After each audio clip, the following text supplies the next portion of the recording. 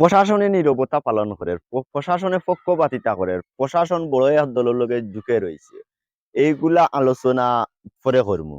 আগে কিছু ভিডিও দেখাইমু, এক আধারে কিছু ভিডিও আপনারা দেখোকা। দেখার পরে এভাবে দেশ চলবনি আপনারা কমেন্ট বক্সে মতামত করবা, আর ভিডিওগুলো এক আধারে দেখো। যাচাই বাছাইয়ের শেষ দিনে কুড়িগ্রামে প্রার্থিতা বাতিল নিয়ে রিটার্নিং কর্মকর্তার কার্যালয়ের সামনে হট্টগোল হয়। প্রার্থিতা বাতিলের বিরুদ্ধে আগামীকাল থেকে ইসিতে আপিল করতে পারবেন প্রার্থীরা। মনোনয়নপত্র বাতিলকে কেন্দ্র করে কুড়িগ্রাম জেলা রিটার্নিং কর্মকর্তার কার্যালয়ের সামনে তৈরি হয় হট্টগোল ও উত্তেজনা। কুড়িগ্রাম ৩ আসনের জামায়াত প্রার্থী মাহবুবুল আলম সালেহীর দ্বৈত নাগরিকত্ব হওয়ায় তার মনোনয়নপত্র বাতিল করে রিটার্নিং কর্মকর্তা। এতে জামায়াতের সমর্থকরা কার্যালয়ের সামনে ক্ষুব্ধ প্রতিক্রিয়া দেখায়। আমরা আসলাম, ওই যে উনি যে ওটা বুঝলেন না বা কোন জায়গায় সমস্যা, এটা উনি শুনলেনও না, মানলেনও না, জিজ্ঞাসা করলেন না, ব্যাখ্যা দেওয়ার সুযোগও দিলেন না। ফরিদপুরে ১ আসনে বিএনপি ও জামায়াত সহ ১৫ জন প্রার্থীর মনোনয়ন যাচাই বাছাই পর ৭ জনের প্রার্থিতা বাতিল করা হয়। ৮ জনের অনেকে জানুন যে অনেক বিএনপির প্রার্থীও প্রার্থিতা বাতিল হয়েছে। তারা কয়জনে রিটার্নিং কর্মকর্তার উপরে দায় চাপাইছে, কয়জনে কইছে রিটার্নিং কর্মকর্তায় এক দলের লগে ঝুঁকে রয়েছে, কয়জনে কইছে অবিচার করে কর্মকর্তায়। এরপরে মনে করো তারা প্রার্থিতা বাতিল হইলেও মনে করো সারা আইনের মানুষে এক দলের লগে ঝুঁকি রয়েছে, আইনের মানুষে ইয়ে করেন না, তারা সঠিক নিরাপত্তা পালন করেন না। এখন আমার কথা হইল গিয়া মনে করো শুধু জামাতর প্রার্থী বাতিল হইলে এটা দোষ তারার বাইরে চাপি যায়।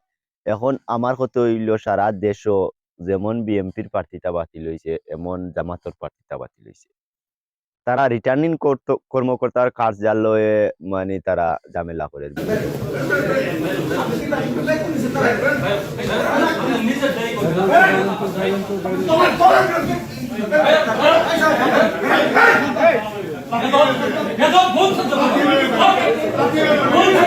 জেলা প্রশাসক রিটার্নিং অফিসারের কক্ষে যদি এই ধরনের আক্রমণ হয়, প্রার্থীর নিশ্চয়তা তার।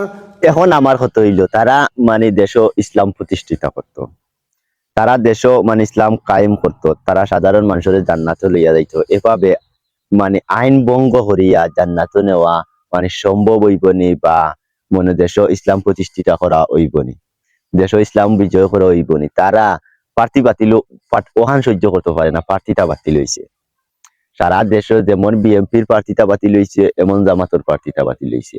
এমন প্রার্থীটা বাতিল হওয়ায় তারা দুই চার জনের প্রার্থীটা বাতিল হয়েছে, যার কারণে তারা এই প্রার্থীটা বাতিল খান সহ্য করতে পারেন না। এরপরে তো আপিলের সুযোগ রয়েছে প্রার্থীটা ফাইতা, এরপরে বিভিন্ন তো জিও রয়েছে প্রার্থীটা ফাইতাও পারেন, কিন্তু পাওয়ার আগে যে এই সমস্যাগুলা তারা দেশের সমস্যা হলে তারা যদি নির্বাচিত হয় তাহলে দেশ কোন পর্যায়ে যাইব কমেন্ট করতে পারবো আপনারা, কমেন্ট বক্স আপনার জন্য খোলা আছে।